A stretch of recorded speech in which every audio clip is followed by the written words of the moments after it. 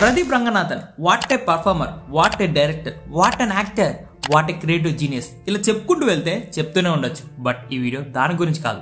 Pradeep Ranganathan movies లోకి ఎలా వచ్చాడు, ఎలా ఇండస్ట్రీలో సెట్ అయ్యాడు, ఏమేం ప్రాబ్లమ్స్ ఫేస్ చేశాడు, డైరెక్టర్ టు హీరో ఎలా అయ్యాడు, అండ్ అప్కమింగ్ మూవీస్ ఏంటి, వీటి గురించి మాట్లాడుకుందాం. దానికంటే ముందు ఒకే ఒకటి, మన వీడియోకి లైక్ చేసి డ్రాగన్ మూవీ మీకు ఎలా అనిపించిందో కింద కామెంట్ బాక్స్ లో కామెంట్ చేసేయండి. Let's get into the video.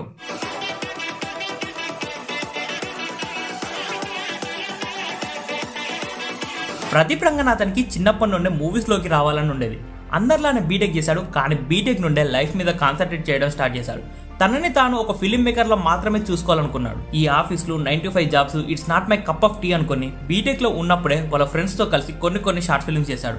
అప్పుడు షార్ట్ ఫిల్మ్స్ ట్రెండ్ చాలా నడిచేది. అలా ప్రదీప్ బీటెక్లో ఉన్నప్పుడే చాలా షార్ట్ ఫిల్మ్స్ చేశాడు. Like WhatsApp Kadhal, highway Kadhal, college diaries, ఇలా షార్ట్ ఫిల్మ్స్ చేశాడు. ఈ షార్ట్ ఫిల్మ్స్ చేయడం మాత్రమే కాదు, ఆ రోజుల్లోనే మిలియన్స్లో వ్యూస్ వచ్చేవి. ఇదంతా జరిగింది అరౌండ్ 2015 టైంలో. అప్పుడప్పుడే జనాలకి టెక్నాలజీ ఇంట్రడ్యూస్ అవుతున్న టైం అది. అండ్ ఆ టైంలో ఇంటికి ఒక స్మార్ట్ ఫోన్ ఉండడమే గగనం. అలాంటి రోజుల్లోనే మిలియన్స్లో వ్యూస్ అంటే అర్థం చేసుకోండి ఏ రేంజ్లో షార్ట్ ఫిల్మ్స్ ఎత్తుకొట్టాడు అనేది. ఈ షార్ట్ ఫిల్మ్స్ చేయడం మాత్రమే కాదు, చాలా వరకు అవార్డ్స్ కూడా తీసుకున్నాడు. ఇలా షార్ట్ ఫిల్మ్ మేకర్గా స్టార్ట్ అయిన ప్రదీప్ రంగనాథన్ ఇంతవరకే ఉండకూడదని తన బౌండరీస్ క్రాస్ చేసి మరీ ఫిల్మ్ మేకర్ అయ్యాడు. ప్రదీప్కి ముందే అర్థమైంది ఫౌండేషన్ గట్టిగా ఉంటేనే ఫ్యూచర్ బాగుంటుందని. అందుకే ఒక మంచి స్టోరీ రాసుకొని తాను కాన్ఫిడెంట్గా ఉన్నప్పుడే ఫిలిం ఇండస్ట్రీలోకి ఎంటర్ అయ్యాడు. స్టార్టింగ్ డేస్లో చాలానే స్ట్రగుల్ అయ్యేవాడు, ప్రతి ఆఫీస్కి తిరిగేవాడు. అలా తిరుగుతూ ప్రొడ్యూసర్ ఈశారికి గణేష్ని కలిశాడు. కోమల్ మూవీ స్టోరీ విని చాలా ఇంప్రెస్ అయ్యాడు. అండ్ ప్రదీప్ టేకింగ్ కూడా చాలా యూనిక్గా ఉంటుందని ప్రొడ్యూసర్కి ఆల్రెడీ తెలుసు. ప్రొడ్యూసర్ కూడా ప్రదీప్ చేసిన షార్ట్ ఫిల్మ్స్ చూసేవాడు. అలా ప్రదీప్ మీద మంచి నమ్మకం వచ్చింది. ఇక హీరోగా అప్పటికే తమిళ్లో మెల్లమెల్లగా ఎదుగుతున్న జయన్ రవిని కలిసి స్టోరీ చెప్పాడు. ఇక ట్విస్ట్ ఏంటంటే జయన్ రవి కూడా ప్రదీప్ షార్ట్ ఫిల్మ్స్ ఫాలో అయ్యేవాడు.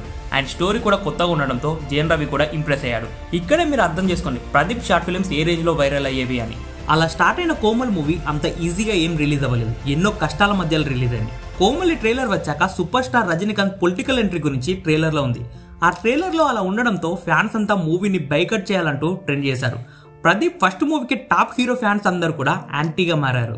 మూవీని రిలీజ్ అవ్వక ముందుకే నెగిటివ్ రివ్యూస్ రావడం ఇదంతా మూవీని చాలా ఇంపాక్ట్ చేసింది. కానీ ప్రదీప్ ఒకటే నమ్మేవాడు, మూవీలో కంటెంట్ ఉంటే ఆటోమేటిక్గా జనాలకి నచ్చుతుందని. మెల్లమెల్లగా మౌత్ టాక్ పెరిగింది. ఈవినింగ్ షోస్ అయ్యేసరికి ఏ ఏరియాలో చూసినా కూడా బ్లాక్ బస్టర్ టాక్ వచ్చింది. ముందుగా రజనీకాంత్ పొలిటికల్ ఎంట్రీ అని చెప్పాను కదా, ఆ సీన్ని మూవీ నుండి రిమూవ్ చేసి థియేటర్ ప్రింట్ రిలీజ్ చేశారు. అండ్ రజనీ ఫ్యాన్స్ అంతా కూడా కాస్త రిలాక్స్ అయ్యి మూవీని వదిలేశారు. అలా ప్రదీప్ తన డైరెక్టోరియల్ డెబ్యూట్తోనే బిగ్గెస్ట్ హిట్ కొట్టాడు. ఏకంగా 50 కోట్లు వసూలు చేశాడు. అండ్ బెస్ట్ డెబ్యూ డైరెక్టర్గా అవార్డు తీసుకున్నాడు. ప్రదీప్ ది చిన్నప్పటి నుండే middle class background. Komali movie grand success అయ్యాక ప్రొడ్యూసర్ ప్రదీప్ కి కార్ గిఫ్ట్ గా ఇస్తే వద్దు అని చెప్పాడు. ఎందుకంటే ప్రదీప్ దగ్గర పెట్రోల్ కి కూడా డబ్బులు ఉండేవి కాదు. కార్ని మెయింటైన్ చేయలేని పరిస్థితి అని కార్ కి బదులుగా ప్రొడ్యూసర్ దగ్గర డబ్బులను గిఫ్ట్ గా తీసుకున్నాడు. కోమలి మూవీ సక్సెస్ తర్వాత ప్రదీప్ కి చాలా ఛాన్సెస్ రావడం స్టార్ట్ అయ్యాయి. కానీ ప్రదీప్ చాలా జాగ్రత్తగా టైం తీసుకుని మూవీస్ చేస్తా అప్పటి వరకు కోమలి మూవీకి వచ్చిన డబ్బులు ఉన్నాయి కదా అనుకున్నాడు. అలా ప్రదీప్ దగ్గర మనీ అంతా అయిపోయాకనే మూవీ స్టార్ట్ చేశాడు. ప్రదీప్ నెక్స్ట్ మూవీ 2020లో స్టార్ట్ అయింది. ప్రదీప్ కి ఫస్ట్ నుండే యాక్టింగ్ కూడా చేయాలని ఉండేది. అలా ప్రదీప్ తన నెక్స్ట్ సినిమాకి తానే హీరోగా తానే డైరెక్టర్గా చేద్దాం అనుకుని హీరోయిన్స్ ని సెర్చ్ చేయడం స్టార్ట్ చేశాడు. బట్ ఏ హీరోయిన్ కూడా ప్రదీప్ హీరో అంటే ఒప్పుకోలేదు. ఏదో ఒక సాగు చెప్పి తప్పించుకునేది. అన్ని మూవీస్ లానే లవ్ టుడే మూవీ కూడా మంచి బజ్ ఉండేది ట్రైలర్ వచ్చినప్పటి నుండి. బట్ మూవీ రిలీజ్ అయ్యాక అదొక రెవల్యూషన్ క్రియేట్ చేసింది. అండ్ లవ్ టుడేలో తన యాక్టింగ్ కి సైమా ఇంకా ఫిలింఫేర్ లో బెస్ట్ డెబ్యూ యాక్టర్ అవార్డు వచ్చింది. లవ్ టుడేలో ప్రదీప్ యాక్టింగ్ కి చాలా మంది ఫ్యాన్స్ అయ్యారు. ప్రదీప్ లో ఈ రేంజ్ యాక్టింగ్ ఎవరు కూడా ఎక్స్పెక్ట్ చేయలేదు. తన కామెడీ టైమింగ్ తనకి ఎంతో ప్లేస్ అయింది. ప్రదీప్ రైటింగ్ చాలా యూనిక్ గా ఉంటుంది, ప్రతి ఒక్కరికి కనెక్ట్ అవుతుంది. మూవీలో ఎటువంటి లాక్సెన్స్ లేకుండా నీట్ గా ప్రజెంట్ చేశాడు. ప్రజెంట్ జనరేషన్ ఎలా ఆలోచిస్తుందో యాజ్ ఇట్ ఈస్ అదే స్క్రీన్ పైన ఇంప్లిమెంట్ చేస్తారు. మళ్ళీ అలానే ఒక 2 years టైం తీసుకొని ఈసారి డ్రాగన్ మూవీతో వచ్చాడు. ఈ డ్రాగన్ మూవీ డైరెక్టర్ అయిన అశ్వత్ మారిముత్తు ఇది వరకు ఓ మై కదువలే తెలుగులో విశ్వక్సేన్ చేసిన ఓరిదేవున మూవీ చేశాడు. ఈ అశ్వత్ ఇంకా ప్రదీప్ షార్ట్ ఫిల్మ్స్ చేస్తున్నప్పటి నుండి మంచి ఫ్రెండ్స్. అశ్వత్ డైరెక్టర్ అయితే ప్రదీప్ ని హీరోగా పెట్టుకుంటా అని మాట ఇచ్చాడు. ఆ మాట ప్రకారంగానే ఇప్పుడు ఇద్దరు కలిసి మూవీ చేశారు. అప్పుడు లవ్ టుడే మూవీకి ప్రదీప్ హీరో అంటే ఏ హీరోయిన్ కూడా ముందుకు రాలేదు. ఇప్పుడు ప్రదీప్ హీరో అంటే గ్లామరస్ క్వీన్ అనుపమతో మూవీ అంటే అర్థం చేసుకోండి ప్రదీప్ ఏ రేంజ్కి వచ్చాడు అనేది. డ్రాగన్ లో ప్రదీప్ యాక్టింగ్ యూనిక్ స్టైల్లో ఉంటుంది. మూవీ స్టార్టింగ్ లో ప్రదీప్ ఎంతైతే నవ్వించాడో అదే ప్రదీప్ మూవీ ఎండింగ్ వచ్చేసరికి అంతే ఏడిపించాడు. ఓన్లీ కొంతమంది యాక్టర్స్ మాత్రమే ఈ రేంజ్ లో పర్ఫార్మెన్స్ ఇస్తారు. ప్రదీప్ యాక్టింగ్ చాలా న్యాచురల్ గా ఉంటుంది. ఎంత న్యాచురల్ అంటే మనల్ని మనం అలా ఇమాజిన్ చేసుకుంటాం. అండ్ డ్రాగన్ మూవీకి స్టోరీ రైటర్ కూడా ప్రదీపే.